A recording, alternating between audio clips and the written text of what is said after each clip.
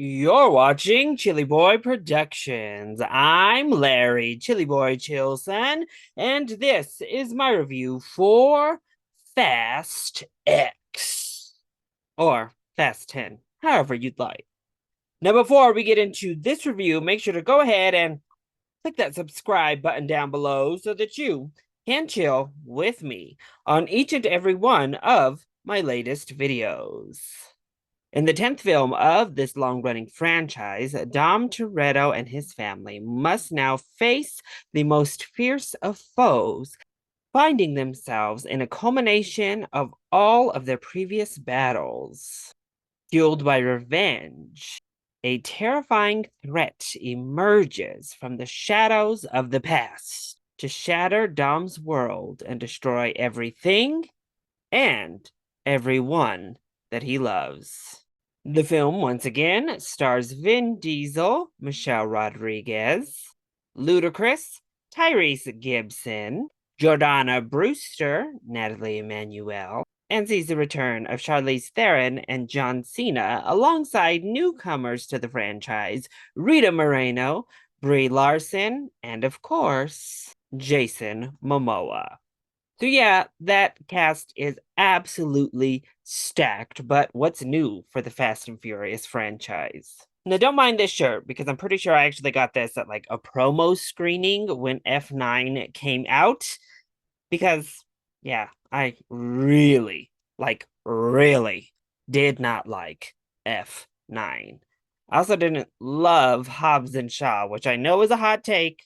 Ooh, but in honesty, before that, I was a pretty big defender of the Fast and Furious franchise. Yeah, even some of the clunkers like Fate of the Furious or Fast and Furious, the fourth one. I had fun with most every single film in this franchise, and then 9 came along and just ran it over repeatedly and kind of killed any sort of excitement I had to see any more. But AMC helped to revive it with this sick ass popcorn bucket. I mean, what? What? Anyway, needless to say, I was worried heading into Fast X. Heading into tonight's film, honestly, my viewpoint was that the series had run its course and we were at the end of the tracks. We got dumb in the worst possible ways here. But I have to say, when it comes to Fast X, well, yeah, it's still really, really dumb. But there's some fun here. It's certainly miles better than F9, though it doesn't quite reach the heights of the best in the franchise. So let's go ahead and talk about the positives first. Well, hands down, bar none, the best part of this film is Jason Momoa. Oh, what a fun, fabulous performance from Momoa.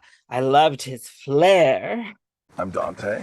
Enchante. his style, and his pure evil soul. Momoa is chewing up the scenery in all the best ways possible with this flamboyant, over the top, and really destructive villain that is out for revenge. He kind of refers to himself as the devil, and it feels that way, if the devil is in fact this fabulous. And I love that he didn't go the typical Jason Momoa, tough guy, Aquaman, just wreck shit type of way. And he gave this character we haven't really seen from him that made him just as sinister, but a whole lot of fun. Shantae, you stay.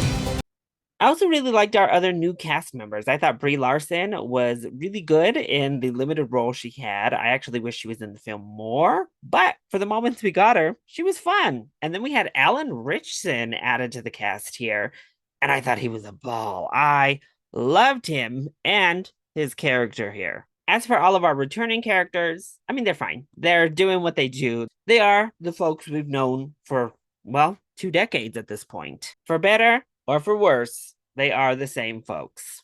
But while the action is still over the top and crazy, we're doing insane feats that are so impossible that it's hard to even wrap your mind around them doing them in this film. We don't go to outer space. We don't do anything that is so ridiculously over the top like we've seen in the last two entries specifically. It's back to the kind of level of campy ridiculousness where we're jumping from one building to another in a vehicle. That type of wild. And that's where Fast and Furious is its most fun for me. When we're over the top, we're ridiculous, but it's at least still grounded on Earth, first and foremost, but grounded in some sort of action ridiculousness. Now it's not grounded really at all. Okay. We're talking like action film standard, grounded enough, but it's fun. Particularly, I thought there was actually a really fun hand to hand fight scene, even though it's pretty pointless between two of our female characters. And then a lot of our chases are a really good time. And oh my gosh, we actually return focus back to cars here. Something that the franchise has long forgot about. We actually get a race in this film. That means something. That is for some kind of stakes. We get a focus back on vehicles that have four wheels. And we're not thinking about how we can shoot them into space. We're thinking about how awesome they are, how cool they are. And of course, it's fun to see all of the characters interacting. This is kind of like the Fast and Furious's Avengers, if you will. Everybody's here. Anybody who's ever had a role in a Fast and Furious movie finds a way to show up in this film. So we have the new characters interacting with old characters, some of which we may not have seen in a while. It feels like by the time this trilogy is done, every single person who's even spent a second of screen time in the Fast and Furious franchise will make an appearance. Now, in saying that, that's going to lead us to our negatives. At this point, it feels like as much action as there is, as much chaos as going on, the stakes don't feel very high. Are there really stakes? Momoa does his best to sell this villain on just sheer charisma, but it's really hard in this series to be invested in people and their fate in the furious of it all. Because, yeah, it is like a comic book. It seems nobody can stay dead, so take that as you will. So you see characters in perilous situations, or characters possibly die right before your eyes in this film, and you don't believe it, even for a second. Also, consistency outside of just deaths in the series doesn't seem to exist. Much like it seems Vin Diesel's Dom did in F9, his son just inexplicably has changed race. I don't know what's going on with this family, but it seems as they grow older, they swap races. So maybe in Fast 11, suddenly Dom's son will be white, like his mother was, or even just slightly tan, like Vin Diesel is. No, he's a different race altogether. Okay, cool. But none of the races make sense in here. None of the mixing and matching and changing from one film to the next. There's no consistency. No consistency. Also, the script is just not very good. The script is really what lets the film down by and large because it's big, it's fun, everybody's committed to the craziness and buffoonery of it all. But whoo, some of that dialogue is so cringe. We have a cameo in here that was so fun that even spits out a nice racist joke for you. So it's laden with all of the worst aspects of a Fast and Furious or Michael Bay-esque action script. But honestly, the emotional parts are where it fell most flat for me. Something that used to be fun about the series and really give it those stakes was the family aspect. But Vin Diesel has kind of made that a meme and a joke. And now it feels try hard when they're trying to inject these serious moments, particularly because someone like Vin Diesel doesn't quite have the acting chops to pull those moments off necessarily. It works a little bit better here than it did in F9 per se, but those moments, the moments in between the big bombastic action is where it starts to drag. And you can definitely feel the runtime here. It's too long. Too long! Oh, and those visual effects. This thing cost about $350 million to make almost, which is absolutely ridiculous and asinine. But man, what is going on with the green screen specifically in this film? For one, the cinematography is really flat across the board. Like between that and the editing, a lot of the filmmaking aspects of the film aren't great. I'll say that. But combine the overly bright, glossy cinematography with very obvious green screen, particularly anytime we're like on one person's face or head. You can just tell there's nothing behind them. It's just so flat and one dimensional.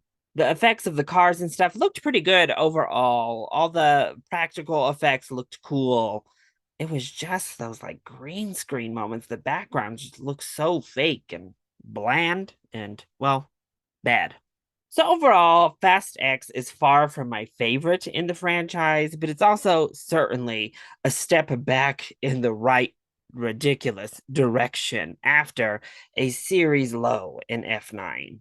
In no small part thanks to an amazing performance from Jason Momoa. Honestly, him and his character are worth the price of admission alone.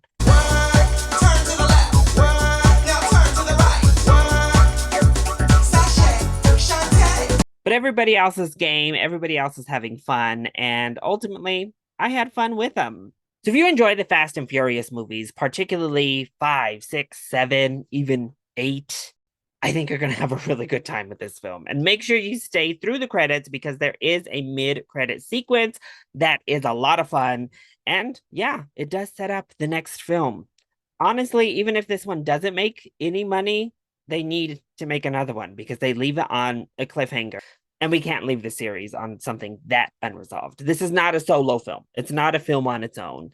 It is definitively a part one without an ending.